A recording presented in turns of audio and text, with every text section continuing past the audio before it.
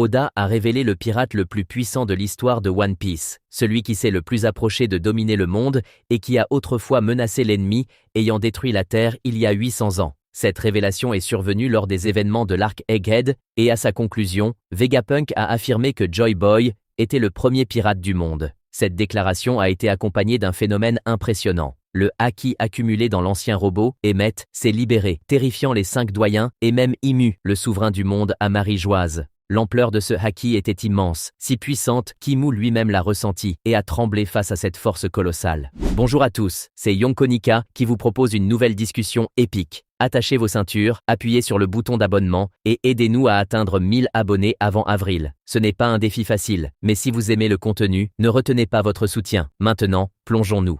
L'histoire de Joy Boy reste l'un des plus grands mystères de One Piece. Malgré les révélations progressives d'Oda, le tableau complet n'est toujours pas clair. Mais si l'on considère Joy Boy comme le pirate le plus fort, alors qui étaient les membres de son équipage? Dans l'univers de One Piece, Joy Boy est une figure légendaire et influente. On sait qu'il a vécu durant le siècle oublié, il y a environ 900 ans, et qu'il a joué un rôle clé dans les événements de cette époque. Il était originaire du Grand Royaume, et est considéré comme le premier pirate de l'histoire. L'un des événements majeurs liés à Joy Boy est sa promesse aux habitants de l'île des Hommes-Poissons. Il devait utiliser Noah avec l'aide de Poséidon pour transporter l'île, mais il a finalement échoué, laissant derrière lui une lettre d'excuse gravée sur un poneglyphe. On raconte aussi que Joy Boy a laissé un trésor inestimable sur la dernière île de Grand Line, celle que Goldie Roger a nommée Laugh Tale. Ce trésor, le One Piece, est devenu l'objectif ultime des pirates du monde entier. Les dernières paroles de Vegapunk ont enflammé les cœurs et incité encore plus de personnes à rechercher Laugh Tale, car elle contient le secret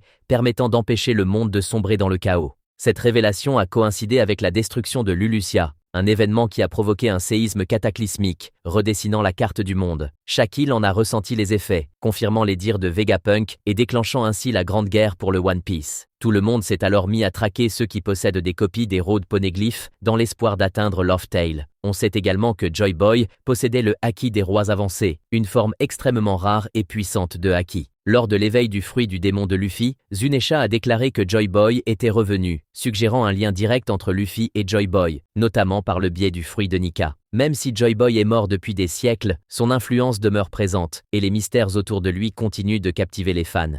Dans le chapitre 1138, Oda a révélé un panneau incroyable qui éclaire enfin ce qui s'est passé lors de la Grande Guerre il y a 800 ans. Il montre Joy Boy en pleine bataille contre son plus grand ennemi, accompagné d'alliés puissants, dont certains sont déjà apparus dans l'histoire. Cependant, tous ne faisaient pas nécessairement partie de son équipage. Un élément marquant dans cette illustration est la présence d'un immense navire transportant des couples de différentes races. Ce navire n'est autre que Noah, celui qui repose au fond de l'île des Hommes-Poissons. Poséidon est un titre donné à une princesse sirène capable de commander les rois des mers. À l'époque de Joy Boy, Poséidon devait l'aider à déplacer l'île des Hommes-Poissons grâce à Noah. Pourtant, Joy Boy a échoué dans sa mission et laissé derrière lui une lettre d'excuse. Dans la scène légendaire représentant la bataille de Joy Boy contre le souverain de la Terre, Poséidon était également présente. Cela soulève une question majeure. Si les autres armes antiques, Pluton et Uranus, sont aussi des créatures vivantes, ont-elles été membres de l'équipage de Joy Boy? C'est tout à fait possible. Après tout, l'ancien robot géant apparu sur Egghead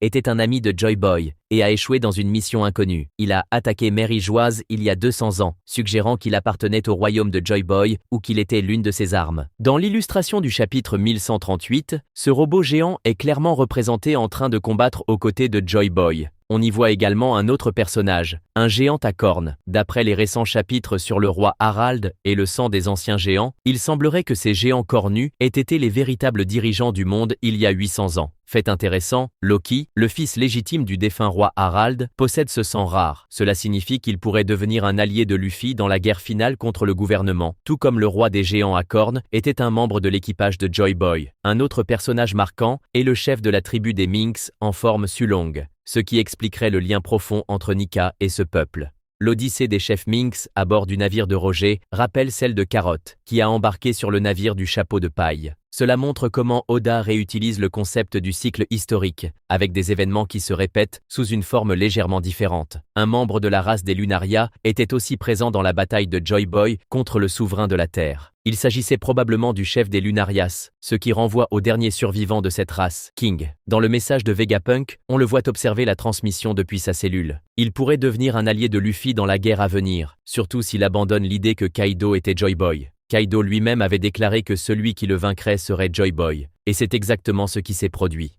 Il est donc probable que King accepte cette vérité et s'allie à Luffy contre la menace ultime. D'autres créatures combattaient aux côtés de Joy Boy, mais leur statut de membre d'équipage est incertain. Cependant, on sait que le chef de la tribu Tontata est devenu un commandant de la grande flotte de Luffy, ce qui signifie que ces petits êtres pourraient là bien avoir eu un rôle dans l'équipage de Joy Boy. Un personnage intrigue particulièrement, un homme possédant de longs bras et de longues jambes, ce qui laisse penser qu'il était un ancêtre commun des tribus des bras longs et des jambes longues avant leur séparation due au mariage avec des humains. Deux autres figures importantes sont absentes de cette illustration. Toki, l'épouse d'Oden, qui a voyagé dans le temps pour transmettre un message du passé, et Nefertari-D Lily, l'ancienne reine d'Alabasta, qui s'est secrètement opposée au gouvernement mondial et a contribué à la diffusion des poneglyphes. Il est même possible que Lily n'ait pas été qu'une simple alliée, mais la femme de Joy Boy. Le sens du D n'est plus aussi mystérieux. Il semble représenter la descendance des Lunaria ayant fusionné avec les humains, portant la volonté des anciens habitants de la Lune qui ont aidé l'humanité à prospérer. Parmi les alliés de Luffy, on retrouve de nombreux porteurs du D, mais tous ne seront pas forcément dignes de confiance. Certains pourraient le trahir. C'est tout pour aujourd'hui. Partagez vos avis en commentaire, likez et abonnez-vous pour plus de contenu. À bientôt dans une prochaine vidéo.